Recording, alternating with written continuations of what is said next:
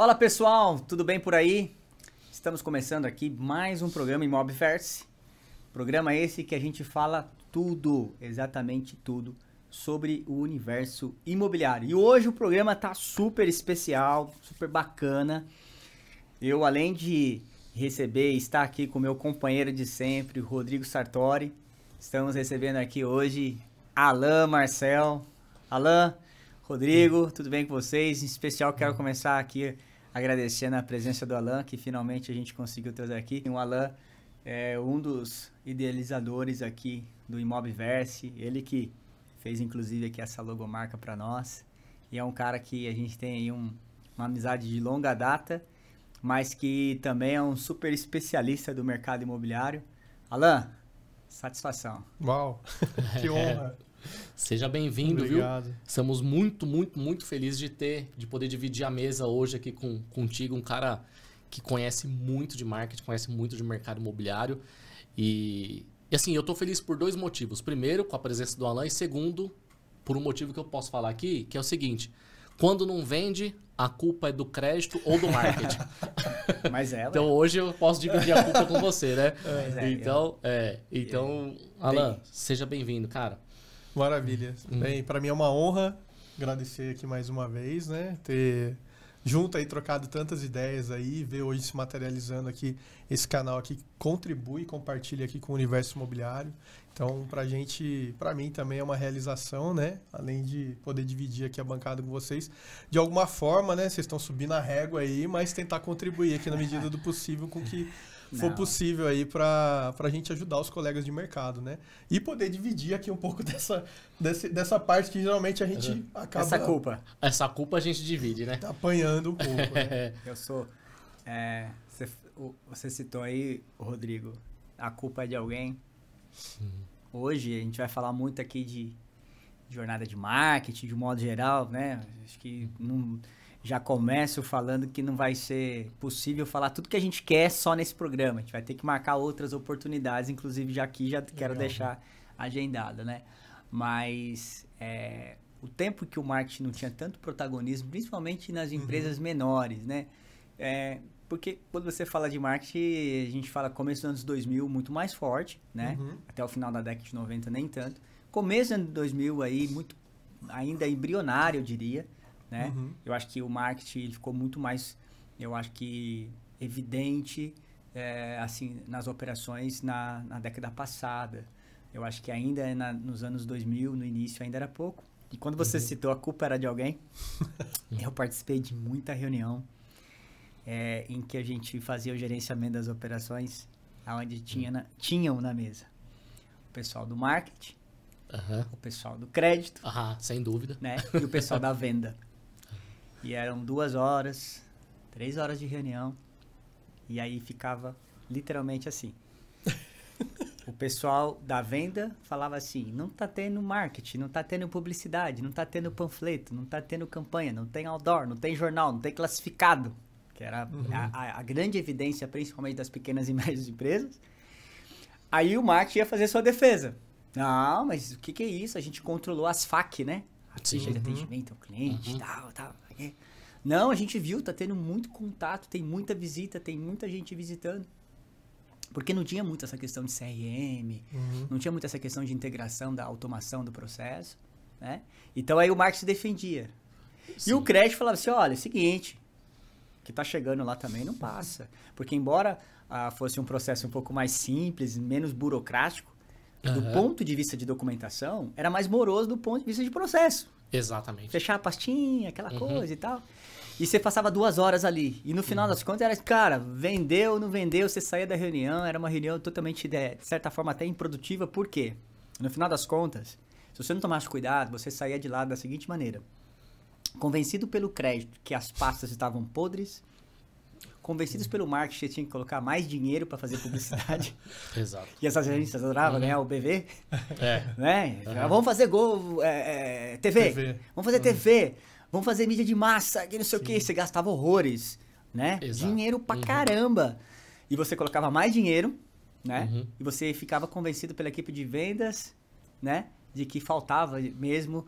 No final da história, você perdia o maior tempo em reuniões. Mas, enfim, eram histórias passadas. Que acabou, agora não existe mais isso, né? Ah, imagina. Bom, no nosso mundo, acaba não existindo, porque a gente acabou evoluindo bastante e eu sempre trouxe muito a culpa pro meu lado, assim.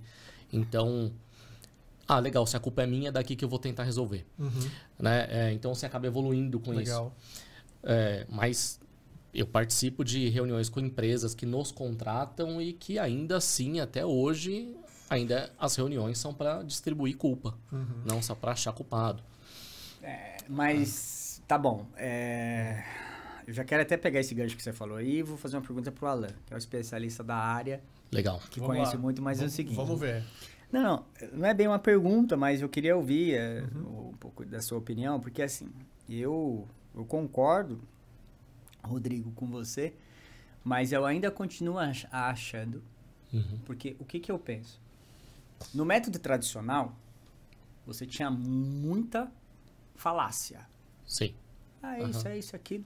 E você tinha muito papel. Sim. Mas você tinha muita planilha, controles, da qual você não conseguia comprovar. Porque, para mim, dados, eles precisam ser comprovados se ele estiver plugado em algum lugar. Se você me monta uma planilha e me traz, a primeira coisa que eu vou te perguntar é de onde você tirou esses dados. Se você falar que foi alguém que fez, eu falo, então não tem confiança. Porque, para mim, hoje, naquela época não tinha como. Tá plugado aonde? Não, tá plugado na menina lá do plantão, que fica anotando na prancheta. Exato. Né? Então, vamos lá. Mas hoje, com essa questão da automação do processo, principalmente, teve uma coisa que não evoluiu. E aí eu quero ouvir você. Que é justamente o domínio dos dados que gera informação, que gera indicador, que mensura a performance. Legal.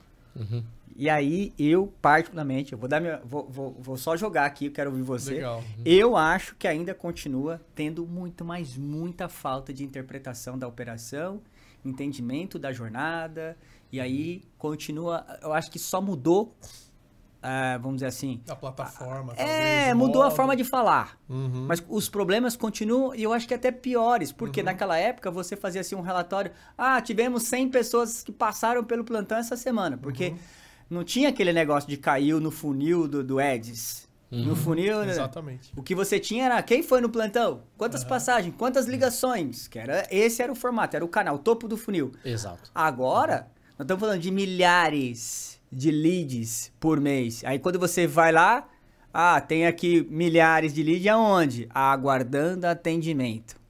Cara, eu acho que continua igual ou talvez pior. Sua opinião, porque eu jogo pra você. Bacana, né? A gente... eu acho. Eu sou um menino aqui, né, nessa mesa, né? Diante da experiência dos senhores aí, falando da época tão analógica, né? Mas quando eu comecei no mercado de comunicação, eu vim ainda lá da faculdade de comunicação social. Então eu ainda estava ali migrando, né? Essa etapa aí, a entrada do milênio, para entrar mesmo de fato ali o que hoje a gente tem como marketing digital, que eu acho que é o que potencializou o que é o marketing. Porque o marketing por si só, né, quando a gente volta lá nos 4P, nas escolas de Kotler, etc e tal, a gente está falando aí de algumas décadas. Então o conceito de marketing, ele já existia, inclusive hoje a base do marketing, embora já aumentou os P's aí na categoria, e a gente tenha hoje em dia o parâmetro da comunicação digital, né, de ter transformado do analógico para o digital, trouxe uma percepção de potencialização do marketing. Né? Que hoje a gente até na agência a gente concilia ainda as estratégias offline com as estratégias digitais. Óbvio que o que muda aqui? A gente entra dentro desse aspecto. Dentro das plataformas digitais, do marketing digital, dentro da comunicação, a gente consegue estratificar melhor os dados. Sim. A questão que eu vejo hoje, que daí acho que potencializa um pouco esse duelo ainda que existe em algumas operações, é o fato de que os dados não são averiguados muitas vezes, porque por mais que ali seja uma entrada de lead individual com CPF, entre aspas, uma pessoa com contato, etc., dentro da LGPD, tudo certinho, ela deixou o dado para você poder conversar com ela, eu vejo que às vezes no processo se perde a estratificação de cuidado e zelo com o atendimento para poder ter depois a mensuração dos indicadores. Então, às vezes você está sendo modesto, né? Assim, a gente sabe às que vezes... o volume, né? Hoje, nas operações que a gente tem operações pequenas que geram ali de 3 a 4 leads por dia, porque hoje é um produto ali de liquidez mais tranquila, tem pouca unidade, pouco investimento, uma pessoa atendendo. Então, para esse modelo, ela consegue fazer um panorama de atendimento ali, de cuidado, quase que manual, um trabalho ali bem artesanal, embora seja digital. E a gente tem operações que a gente já fala de um número aí já um pouco maior, né? Tem operações que até um tempo atrás a gente estava fazendo simultaneamente alguns lançamentos que entravam 200 leads por dia.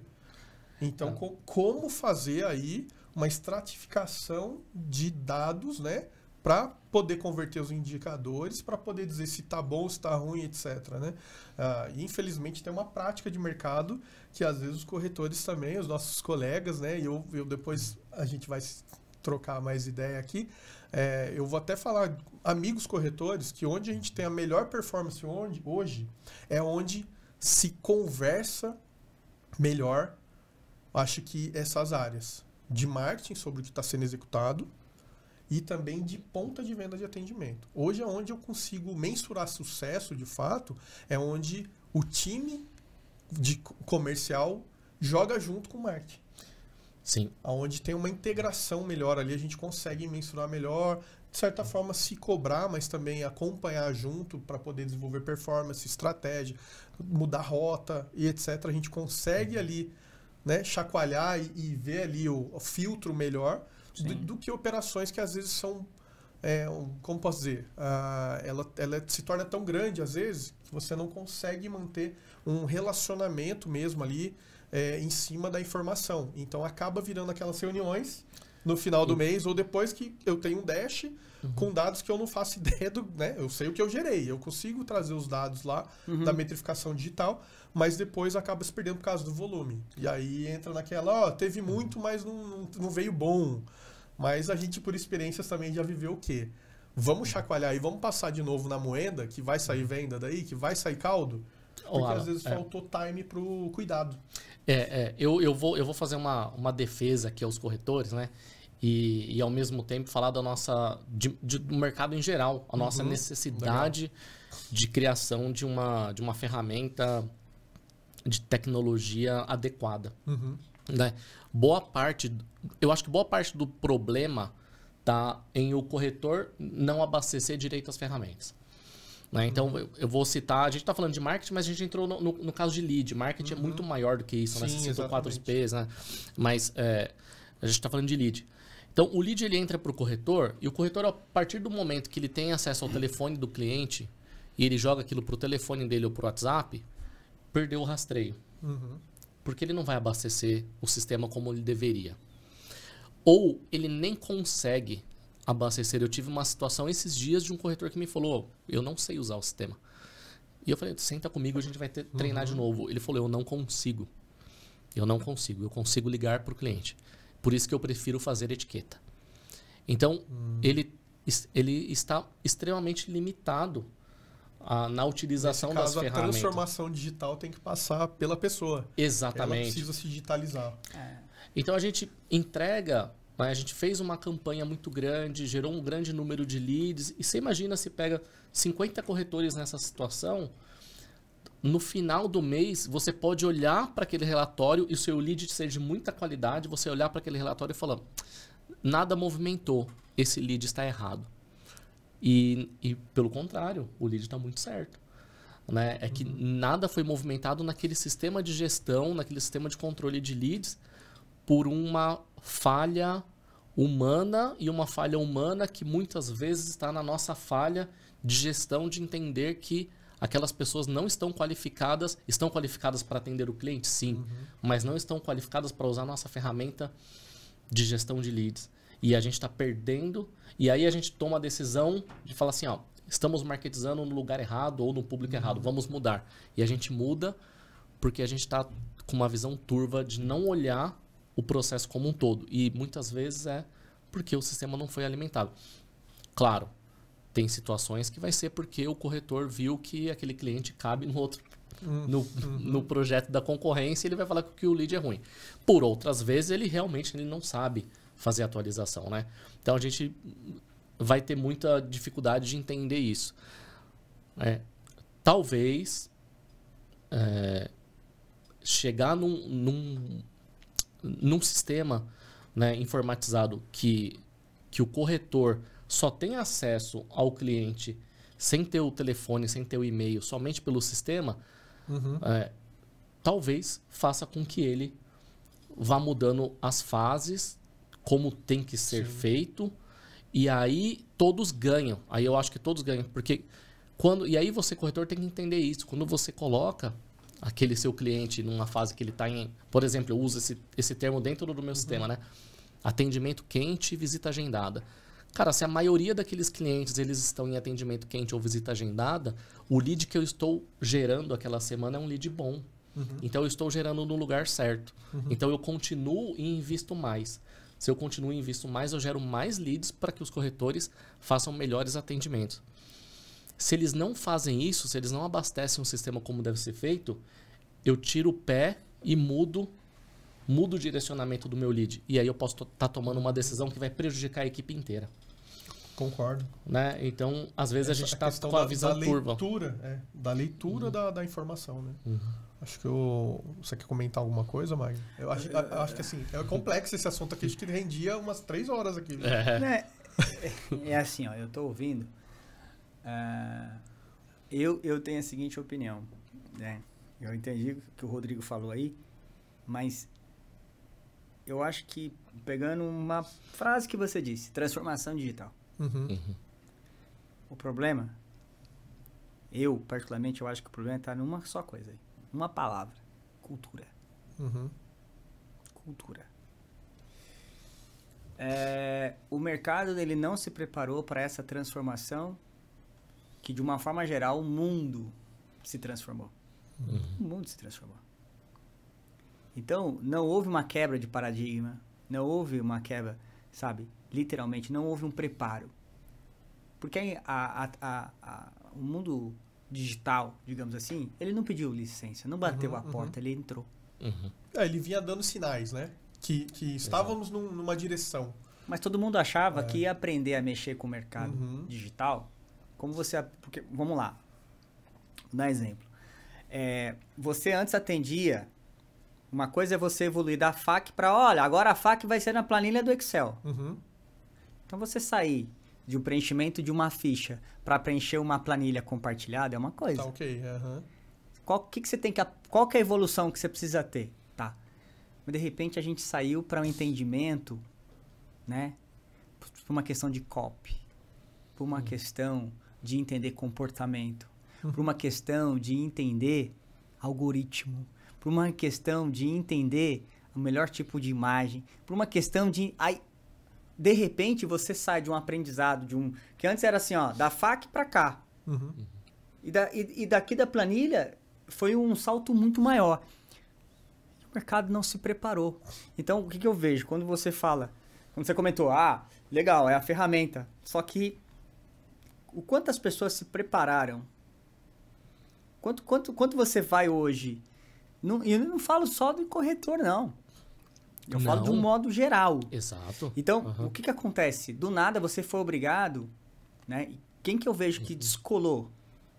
Todo mundo que se preparou, que foi buscar informação, que foi estudar, que foi se preparar para entender a jornada do lead, topo, qualificação. Você quer ver uma coisa? Pré-atendimento. Exato. Porque do nada, você era acostumado a fazer o quê? 5 pessoas por dia no plantão.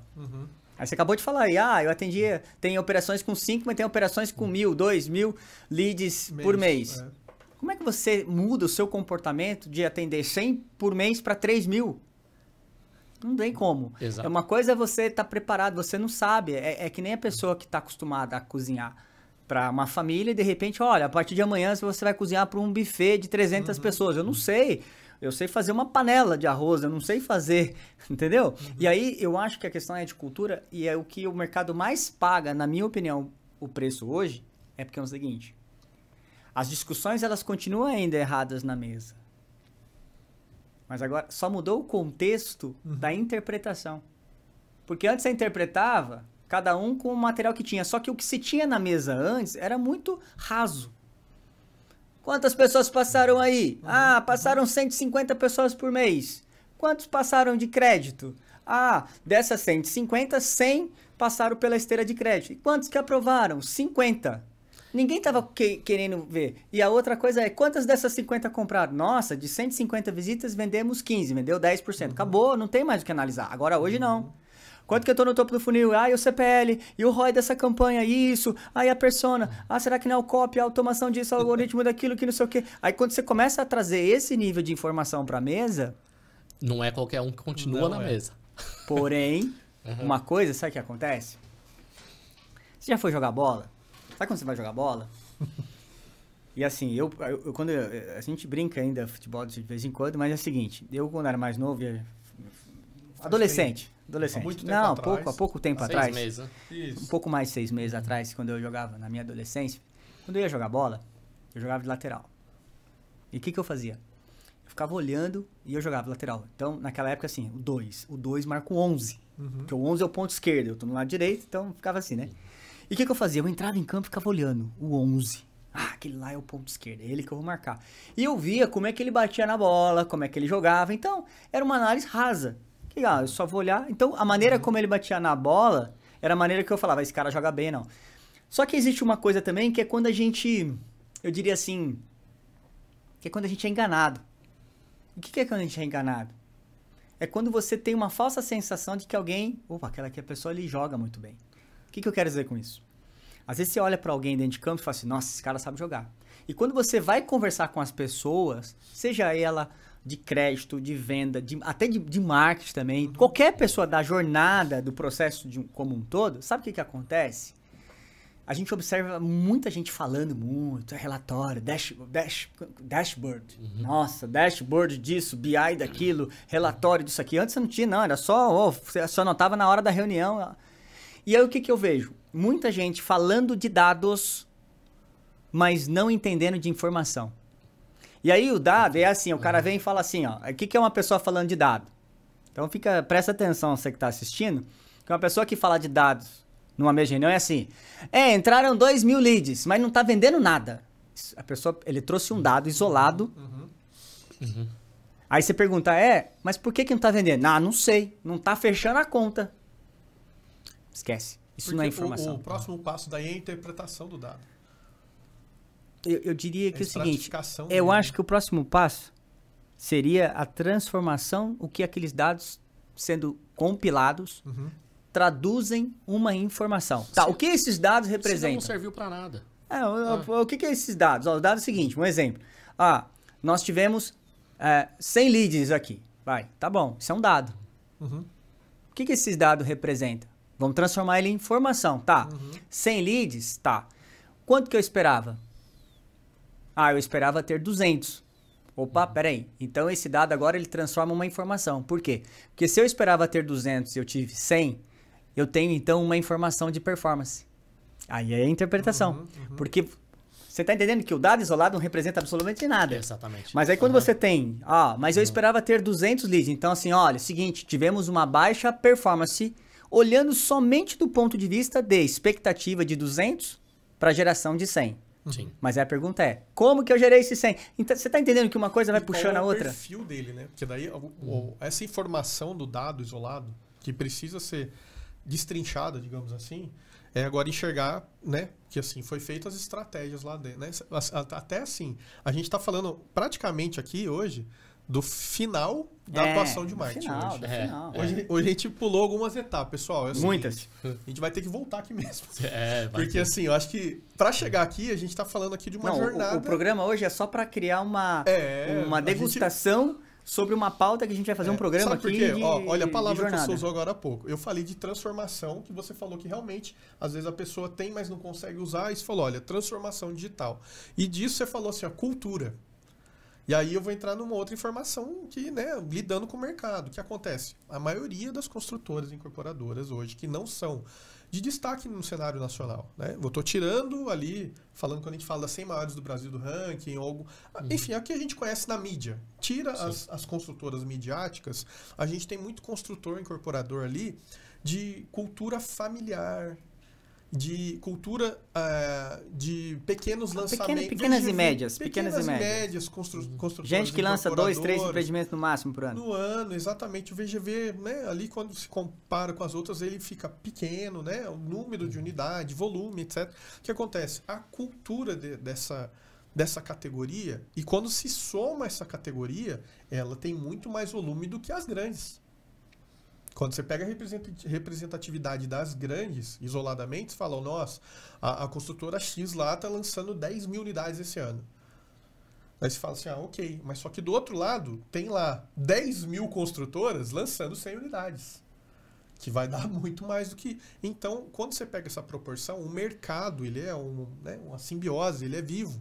Ele se comunica e se interage, mas desse outro lado aqui, o pequeno, a cultura dele tem um gap ainda gigantesco de modernização, transformação digital e cultura. Então, quando a gente estava falando aqui, eu acho que mais a pandemia forçou todo mundo a se digitalizar. A gente viveu uma experiência de ter um lançamento no dia que foi proibido evento por causa da pandemia. E ter que, naquele dia, acionar todo mundo para falar, agora precisamos de assinatura digital. Porque a construtora, até aquele momento, não tinha digitalização de assinatura. Sim. Então, teve um acelero. Mas aí o que muda? A cultura.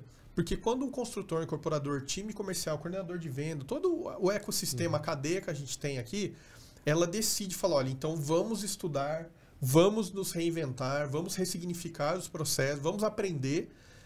Você vê que essas construtoras, elas saem na frente. Mas aí tem um detalhe. Se transformar. Você falou aí o seguinte, eu acho assim, as construtoras, as empresas. Vamos falar as empresas? Sim, porque, sim.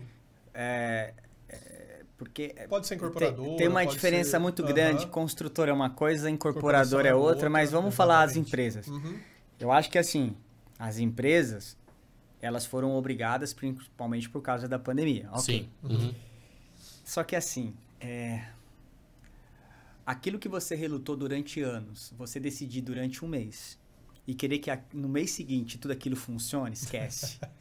Porque aí você vai para uma apresentação. Vamos pegar um exemplo. Você pega uma empresa que não tinha CRM até 2020.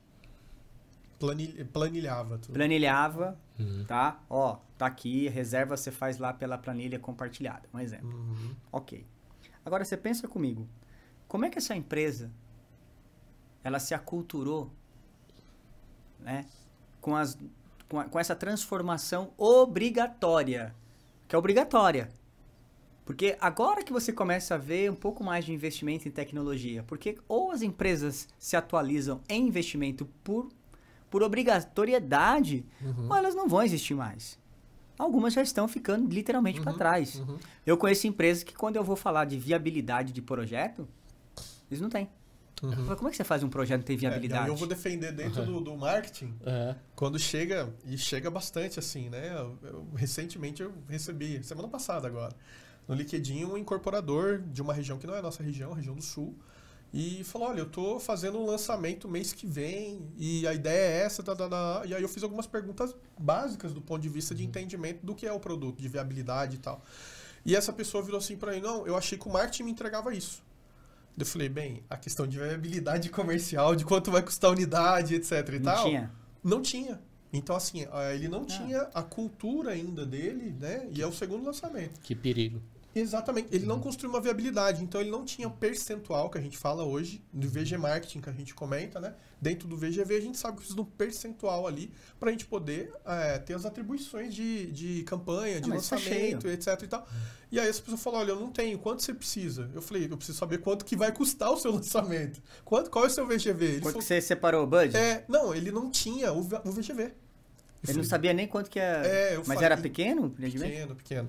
Pequeno, assim... 50 e poucas unidades. Ticket de... Tem uns milhões ali. Ele tava falando de 350 mil reais, 400 mil Vai, reais. 20 milhões. 20 milhões de VGV. O cara não Então sabe. Ele falou, não tinha essa projeção. Ele não tinha planilha. Eu falei, olha, então acho que a gente tem que voltar um passo atrás, né? Junto com o time comercial, precisa ser estruturado. Aí é o que eu falei, aqui a gente acaba entrando em outra categoria. Por quê? Pra gente falar lá do que a gente tava falando lá já da entrega, eu acho que tem muita coisa a ser construída aqui no arroz e feijão, na base, sabe? Hoje eu sou convidado, né, para fazer o orçamento ou participar de algum projeto e na maioria dos casos, eu acho que 99% dos casos, 90%, porque eu tenho ali uns 10% que me chama antes no projeto. E fala assim, olha, o produto é esse daqui, vamos ter que vender. Aí você fala, tá, mas foi feito alguma pesquisa, oferta, demanda, enfim, né?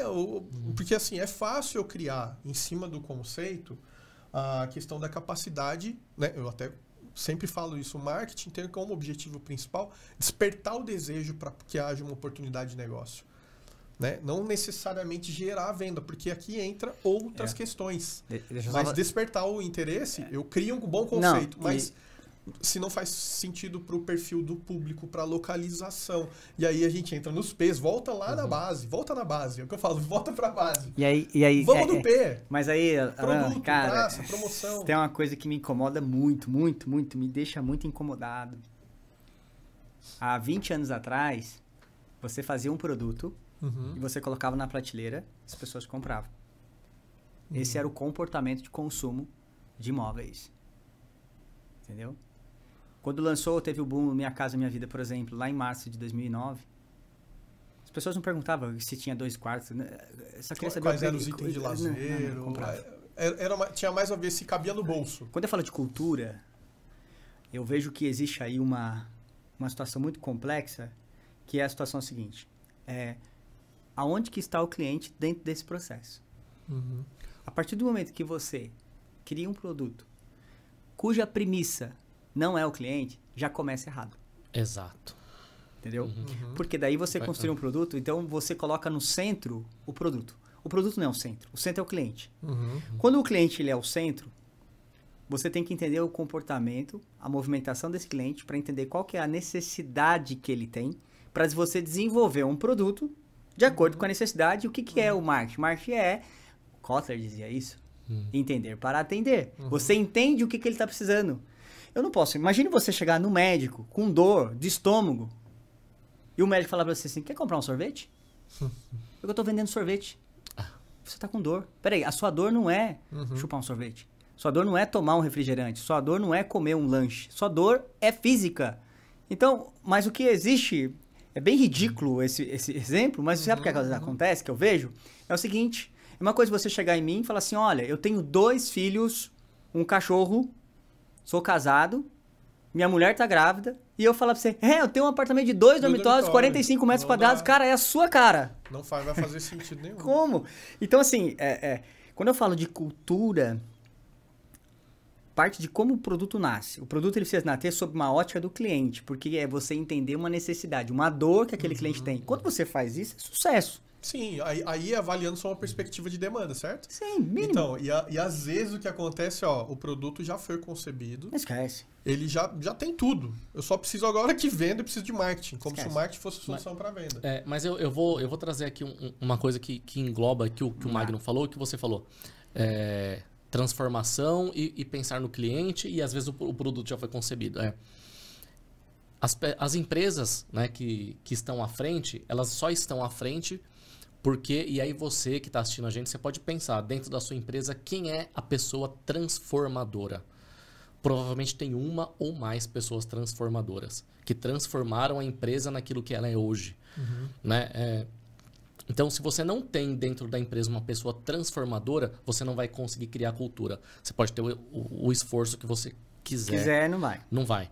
E se você não criar cultura, você nunca vai pensar no cliente. Você vai pegar fórmulas prontas e você vai fazer reuniões rasas. Né? Como eu já participei de reuniões rasas em empresas grandes, onde Quantas visitas tivemos? 100. Ah, legal, a gente precisa ter mais visitas. Ora, temos um Sherlock Holmes aqui. Né? Quantas pastas temos? 100. Ah, precisamos ter mais pastas. Quantas aprovações temos? 50. Precisamos ter mais aprovações. Que análise rasa é essa? Então, nem dá para chamar de análise. Não dá para análise. Então, óbvio que numa empresa onde uma reunião é essa, ninguém nunca nem pensou no cliente e, obviamente, o marketing foi chamado nessa hora aí de falar assim, o projeto já existe, se vira, vende aí. E alguém no marketing falou, legal, eu preciso de 100 mil de verba para fazer lead. Tô o lead aí, vendas. E a vendas fala, o lead tá ruim. E aí vira o eterno círculo a gente volta no início vicioso. Né? Então, acho que tudo gira entre pessoas transformadoras para gerar essas pessoas transformadoras, criar uma cultura dentro da empresa. Essa cultura da empresa vai doer, vai machucar muita gente. Né? Até que você comece a falar assim, vou fazer um lançamento. Para eu fazer um lançamento que produto vai ser para quem? Vai ser para esse tipo de público. Marketing. Senta comigo aqui, marketing. Isso, é aqui que tem. É na concepção de produto. Exatamente. De projeto, né? Falando das empresas lá, seja qual a categoria dela, eu acho que é fundamental a participação estratégica né? Porque assim, a gente hoje está olhando em dados, vendo o comportamento de consumo, comportamento da persona. A gente sabe que o cliente hoje ele é muito mais exigente, muito mais dinâmico e às vezes ele pesquisou mais que o próprio vendedor, o produto. Né? Então, assim, a gente tem que estar ligado nisso daí e nesse momento que é interessante. Falar, olha, eu estou com uma área, porque geralmente a área é difícil. Eu já participei de situações ali de concepção de produto que a área já existia. Né? Não entrei num caso assim, olha, estou vendo um lançamento mais fora da área. Geralmente o incorporador, o consultor, etc., ele tem a área. Então, vamos fazer agora um estudo ali. Acho que a gente falou bastante das dores aqui. Né? Acho que em suma, aqui a gente desceu, já foi lá para o final do funil. A gente foi lá na ponta, a gente voltou na concepção. Exatamente. Falamos do meio. Mas aí, agora eu vou falar. A gente viu as dores. Tem remédio? Tem. Eu também acredito que tem. Claro que porque tem. Hoje também, a gente falou aqui dos casos, né? Que a gente começou a falar quando há esse conflito. Remédio é essa matar divergência. Não. Mas assim... Ainda tem outros remédios aí. Mas a gente hoje, graças a Deus, tem cases de sucesso para contar e poder apontar o que tem funcionado. Então, eu acho que, primeiro, é a mudança de mentalidade, né? É meio clichê falar isso, mas é fato. Porque a mudança de mentalidade, com a prática dessa mudança, desenvolve uma nova cultura que vai desenvolver um novo processo, que aí sim vai começar a engrenar uma nova metodologia de análise de dados, né? De não ser superficial numa mesa de reunião, mas realmente olhar o dado, encarar ele como uma informação, transformar, aliás, ele numa informação, absorver isso para poder gerar um recurso diferente, um resultado diferente. E isso já está acontecendo. Hoje, quando... Né, nas operações que a gente já tem essa escala de mudança de mentalidade da ponta, o time de vendas já, né, se qualificando, procurando entender melhor o conceito, como a gente já trouxe algumas palavras aqui. O Magno, agora há pouco, descarregou um monte de palavras que eu não sei, né? Eu acredito no nosso universo que todo mundo entende. O ROI, o CAC, o CPL e tal. Mas sabe que eu vou falar uma coisa pra vocês, assim, é que chega a ser muito intrigante, às vezes, eu quero até aproveitar e mandar um recado para quem você que é construtor, você que é empresário do segmento. Eu fico muito, eu acho que eu não sei encontrar o adjetivo, mas talvez seja triste, chateado, bravo, frustrado, sei lá o quê, frustrado, decepcionado, porque assim, o mercado imobiliário, ele tem uma representatividade muito grande para a nossa economia de um modo geral. Foi-se um tempo, como eu falei aqui, no início da década passada e até início da década passada, aliás, início dos anos 2000, um pouquinho na metade dos anos 2000, até, vamos falar de 2006, 2007, até mais ou menos 10, 12. Cara, foi 7 anos áureos, assim, principalmente com essa potencialização de funding, de crédito. A gente já falou aqui em outro programa o quanto representa o crédito imobiliário frente ao PIB, tem muita margem para crescer e tarará, e faz anos que eu escuto falar isso aí. Mas o que eu sinto falta, principalmente das incorporadoras e construtoras, principalmente as pequenas e médias, porque você não precisa ser grande para pensar grande. Exato. Você pode ter uma visão. Diante disso, eu já fiz uma análise uma vez de 3 tipos de incorporadoras, construtoras que existem hoje. A primeira são aquelas big, as big companies, essas daí, só uma tragédia vai, sabe? Porque elas já têm governança, já estão... processo. Por elas estarem principalmente com o mercado aberto, né, de capitais, então elas obrigatoriamente precisam ter balanços auditáveis. Então essas empresas, elas só vão, digamos assim, dar alguma coisa ruim para elas se elas cometerem assim uma besteira muito grande. Sim. Então você pega aí algumas que elas estão consolidadas e, cara, dominam e têm lá suas expertise e tarará. Ok. Logo depois, vem aquelas pequenas e médias mais tradicionais. Essas daí, se elas... Conservadoras. Essas, se não se prepararem, essas são as empresas que têm entre 10 e 20 anos. Que elas iniciaram as suas operações no início do milênio. Dos anos 2000. Tem uma frase nessa empresa que sempre foi assim. Ah, é a Gabriela. Nem fala. Eu fico até bravo com essas coisas. Mas assim, essas empresas que... Porque assim, ó, essas big, elas são do século passado, vamos dizer assim. São empresas de 30, 40, 50 anos. Que, cara, elas estão consolidadas. Mas a gente tem as big disruptivas, que tem menos de 20 anos. Não, eu vou chegar aí. Eu vou chegar aí. Essas que são grandes, que estão capital aberto, que são empresas de 30, 40 anos, que elas entenderam a evolução do mercado e por elas necessitarem permanecerem no mercado e elas têm um volume muito grande, se prepararam com investimento muito forte em tecnologia, em processos, em pessoas, em cultura, tá? Na jornada, no cliente, na experiência, elas estão consolidadas. Ainda assim tem falhas, mas estão consolidadas. São aquelas que fazem seus bilhões aí de VGV, né? 10, 15, 20 bilhões, enfim. Tem muito volume. Faz lá, vende aí 1.000 unidades por mês, 1.500 unidades por mês. Vende muita, sei lá. Aí você pega aquelas de 20 anos, até 20 anos, são aquelas consultoras que nasceram do boom do mercado. São aquelas empresas, talvez era uma empreita, transformou numa construtora, que falou, opa, peraí, eu tô prestando serviço, o mercado aqueceu, enxergou-se ali uma oportunidade, começou a fazer. Pô, eu era empreiteiro, virei construtora, pô, agora eu quero virar incorporadora também. Tem muitas empresas assim no mercado. Sim. Só que o que você fazia no início dos anos 2000 não é mais agora. Sim. E essas empresas, se elas não se atualizarem, porque a mudança antes... era uma mudança... Tá ficando forte também. Quem tá o pensamento disruptivo hoje... Totalmente diferente. A mudança da cultura, de uma forma geral, da sociedade, do processo, das pessoas, o ciclo da informação antes...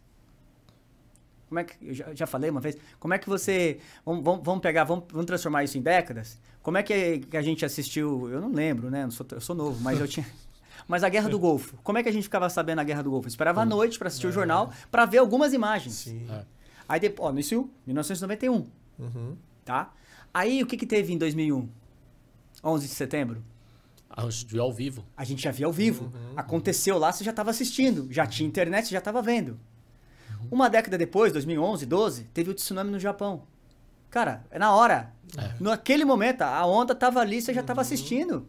Exato. Então hoje o ciclo da informação é 4 horas. Acontece alguma coisa no mundo, em 4 horas o mundo está consumindo. Então, hoje eu vou além. Hoje a gente está quase num reality show. Porque, por exemplo, eu tenho alguns canais que às vezes eu vejo, por exemplo, o que está acontecendo lá na Ucrânia, e tem gente que liga live lá.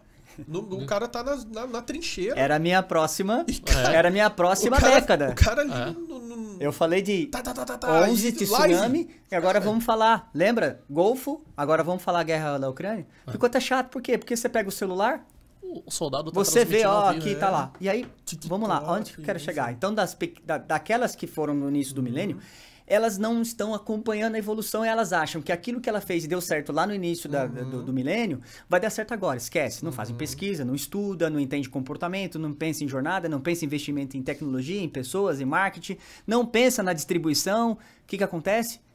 Aí que entra aquilo que você falou, que são as emergentes. Quando você pega as grandes empresas, quanto tempo você pega grandes marcas demoraram para atingir o seu 1 bilhão de mercado? Levou década, talvez. E hoje tem empresas fazendo em 2 anos. Aí o que acontece?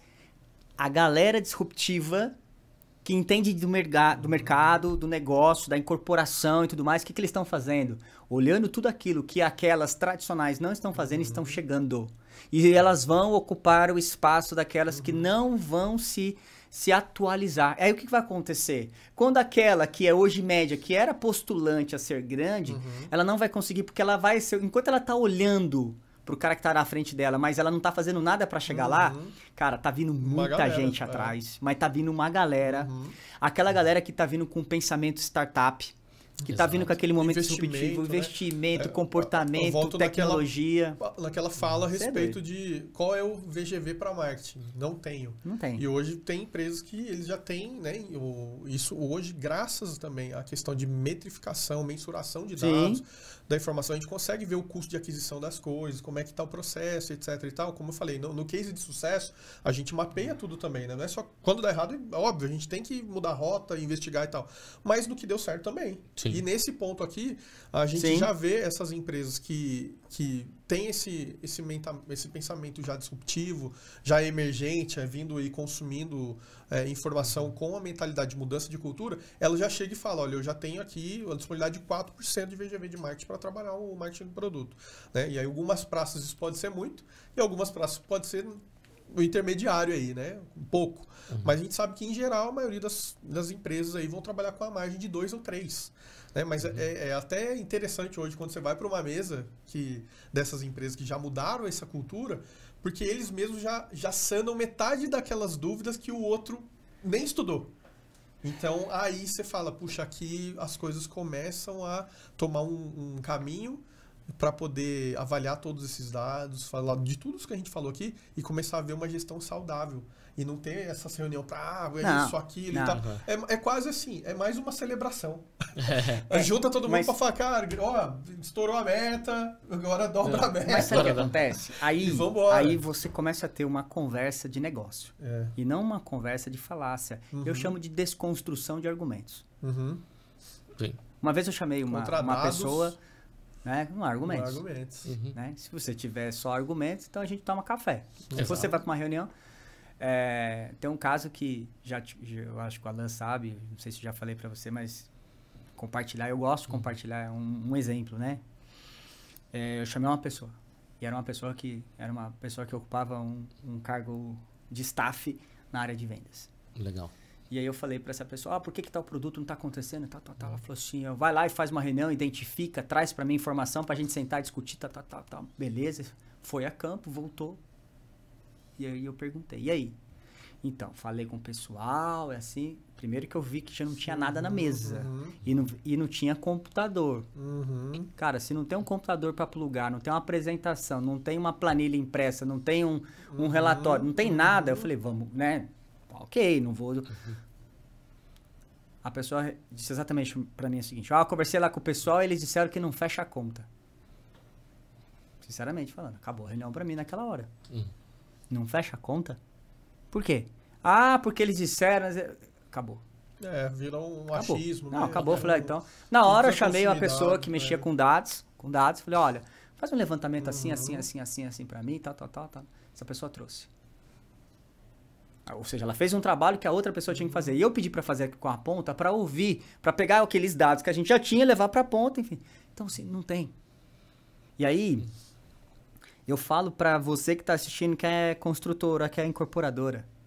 Vou dar um exemplo. Você vai pegar e vai... você tá na sua casa, você vai sair e você fala assim...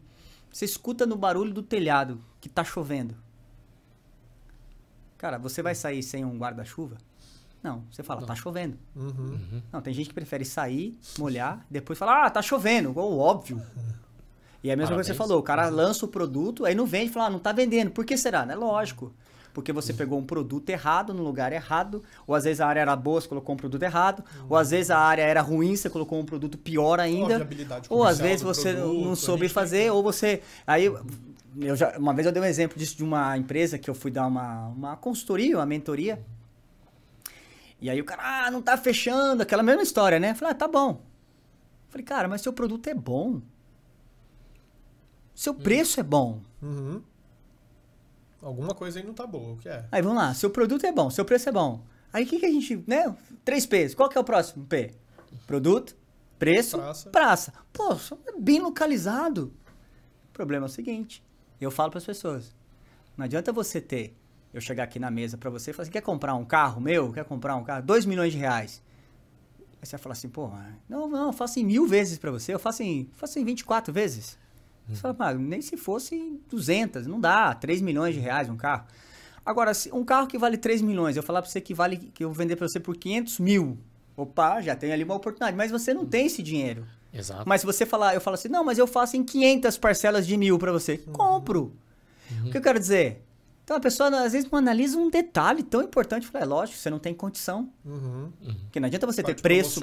Então, você tá vendo que são coisas simples? Então, o que eu quero falar sabe, analise do ponto de vista de negócio. Exato. O problema é quando a gente falava aqui de concepção de produto, eu fico intrigado quando eu entro nesse aspecto.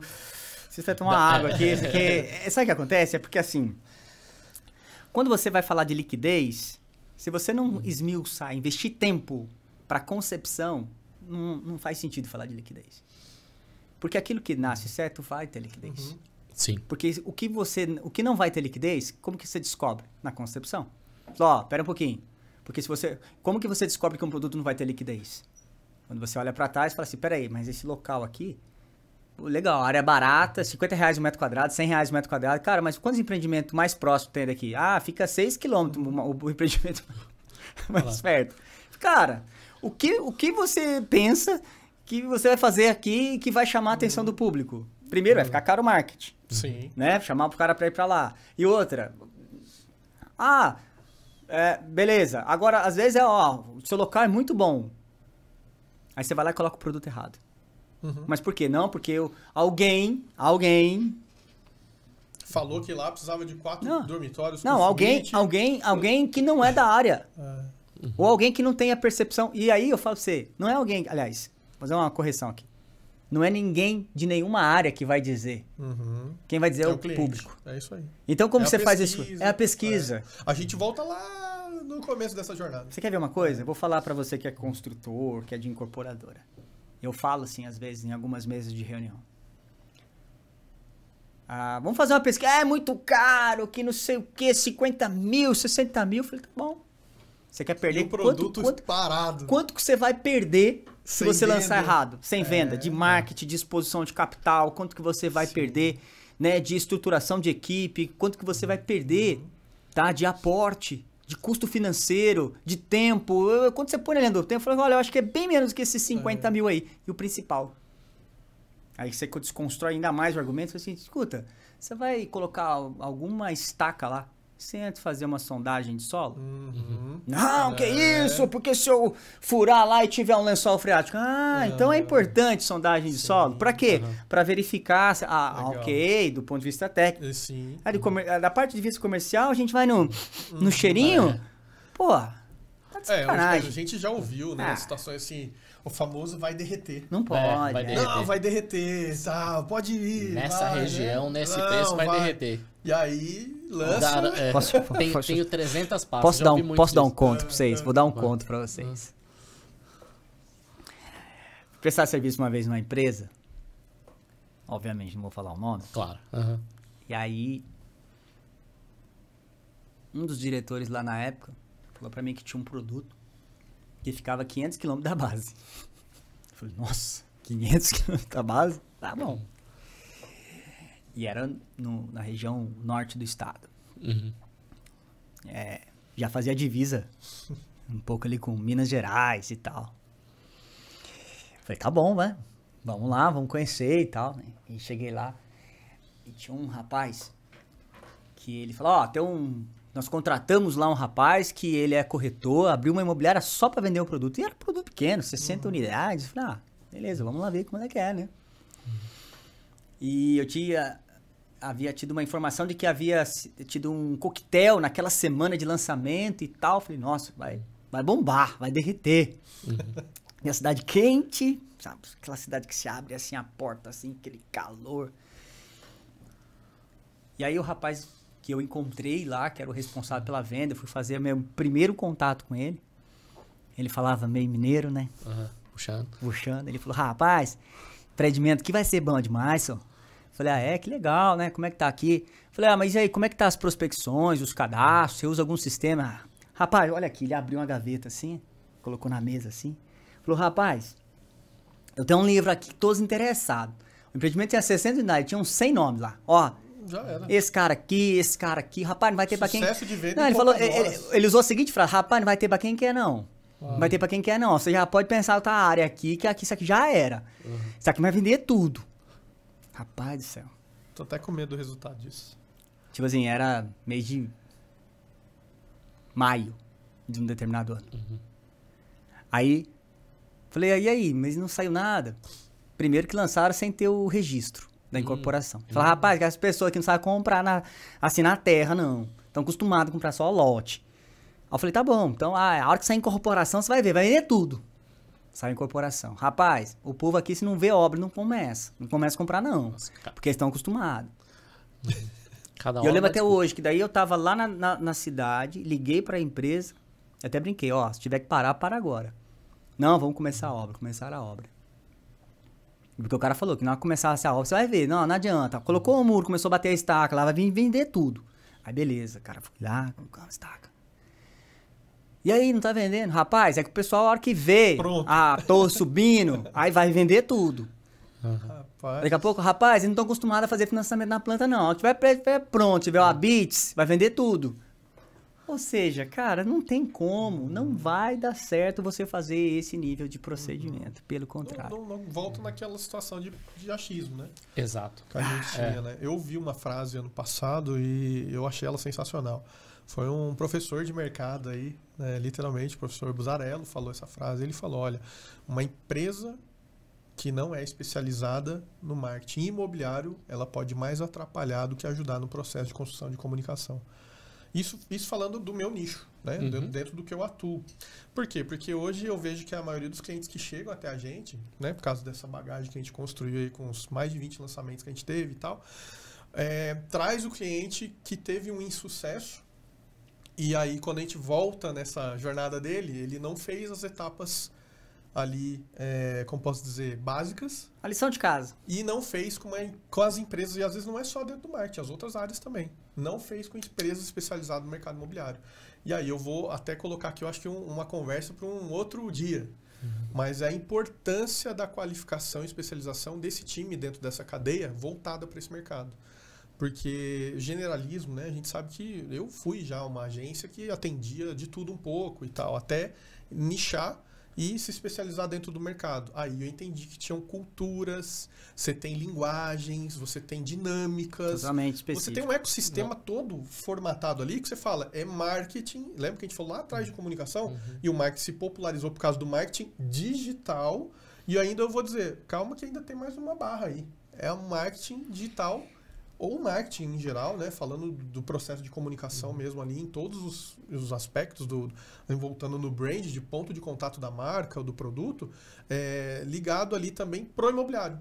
Então a gente acaba descendo ali mais uma categoria para falar, olha, existe aqui um nicho. Assim como tem na área de crédito, que é o crédito que a gente tem dentro da área imobiliária e dentro das outras áreas. A parte de, enfim, engenharia de construção, de todos os departamentos, departamento de venda, comercial, né? Vender sapato e vender apartamento ou imóvel são coisas bem diferentes. O famoso, olha, eu vendo qualquer coisa, mas eu não sei se, né, um apartamento não é qualquer coisa. O comportamento não é entendeu? A mesma coisa de quem qualificações, especificações aí. Ninguém acorda, eu falo assim, né? Ninguém acorda no sábado, ninguém acorda num dia do nada e fala, vou comprar uma casa. Tava passando ali e comprei duas. Eu encontrei só uma pessoa na minha vida. É que nem sapato ou camiseta, né? comprei uma azul e uma roxa.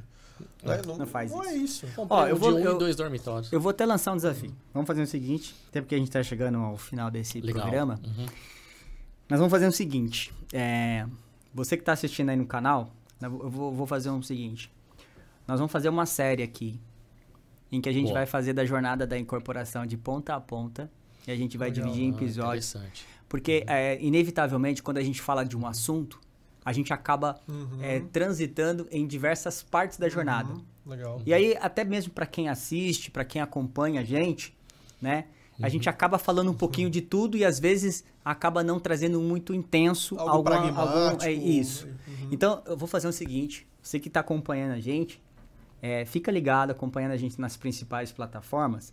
Nós vamos fazer o seguinte, nós vamos fazer uma série de episódios aqui no programa da Imobverse, aonde nós vamos falar de ponta a ponta. Então, a gente vai falar de toda a esteira da incorporação, que daí já fica aqui o convite, Alan, né, Rodrigo, para a gente fazer o seguinte. Então, a gente vai falar lá da prospecção, nós vamos falar das aprovações legais, nós vamos falar da concepção do marketing do produto, vamos falar da estratégia de comunicação, que é totalmente diferente de marketing do produto com estratégia de comunicação. Sim.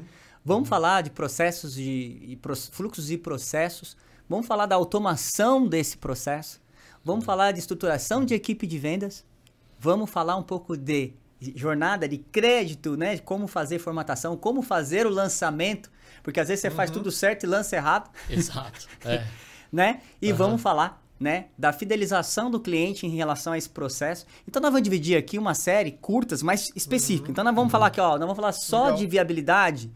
Nós vamos ficar falando de viabilidade. Então a gente até pode trazer outras pessoas para vir e compor aqui com a gente na mesa.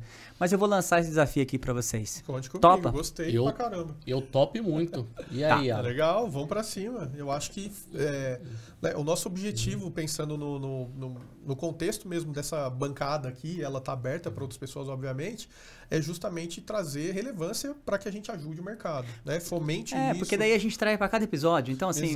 Mas será que o pessoal aí de casa quer ver isso? Então, comenta aí se você quer, se isso faz sentido para vocês aí, até para motivar a gente a fazer episódios, né, mais complexos e detalhados dessa forma. Porque aí, vou dar exemplo, a gente vai trazer, eu acho que isso aí, para quem nos assiste, nos acompanha, esse detalhamento, etapas por episódios. E aí a gente traz isso daí, eu quero fazer isso daí, porque eu acho que tem muita gente que, a gente falou aqui de viabilidade, falamos de jornada, falamos de comportamento, falamos de ferramentas, falamos de crédito, falamos de comercial, falamos de crédito, de venda, experiência do cliente, falamos de tanta coisa nesse programa aqui, sei lá, de 40 minutos, 50 minutos a gente está aqui. Para quem tá familiarizado, foi muito simples. Para quem não tá... É a mesma coisa de... Por onde eu começo? Não, às vezes quem tá assistindo em casa, quem tá assistindo no escritório, para quem tá assistindo, tá ouvindo no carro... eu diria que, às vezes, para quem não está tão familiarizado assim, é a mesma coisa de estar numa audiência, de repente, de um jurídica, que você fica ouvindo aqueles termos, você fala, não foi condenado ou não foi condenado, né? Porque é leitura de uma sentença, vamos dizer assim, né? Com todo respeito aí ao pessoal da área. Mas eu acho que é porque daí a gente traduz a interpretação. Diálogo, né? Essa comunicação, deixar ela um pouco mais acessível. Topa o desafio, então? Bora. Topado. Tá bom. Topado. Só uma coisa que eu ia pedir aqui. Se eu quiser hoje falar com o Alan, onde que eu acho ele? Rapaz, vai me achar nas redes sociais, né? Até porque um cara de comunicação sem rede social ia ser meio complexo. A gente podia colocar aqui em algum lugar aqui da tela aqui, né? Bacana. Sua rede social pra gente te achar, porque marketing, igual você falou, né? Às vezes tem algumas incorporadoras aí que tá precisando do marketing na hora certa. Eu acho que você é o cara certo pra gente... Bacana, pode, né? No Imobverse, imob.verse aí no Instagram e nas redes sociais, vai me encontrar lá como um seguidor, mas se quiser achar de maneira mais prática, é só seguir @oAlan com 2 L's Marcel, ou Alan Marcel. O Alan Marcel. Legal. Feito então o desafio. Pessoal, obrigado por mais essa sua participação, audiência aqui com a gente. Acompanhe a gente porque a gente vai trazer essa informação para vocês sobre essa série, essa jornada da incorporação que a gente vai trazer aqui, porque inevitavelmente falando da jornada a gente vai conseguir trazer de uma forma mais específica um pouco e talvez muito de cada detalhe, de cada processo que existe dentro da incorporação. Rodrigo, obrigado pela mais uma vez aqui estar com a gente. Eu que agradeço a oportunidade de mais um dia estar aqui, dividindo com vocês aqui essa mesa, dividindo conhecimento e aprendendo a cada dia mais. Muito obrigado, Magno. Beleza. Alan, obrigado. Você já está agendado, conte viu, né? Comigo. Para mim é uma honra, um prazer, né? Eu tenho vivido esse mercado aí nos últimos 6, vai fazer 7 anos, dedicado totalmente dentro do mercado. Então, para mim é um prazer, né? Ótimo. Obrigado. E acompanha aí, segue na rede aí que vai aparecer muita coisa bacana.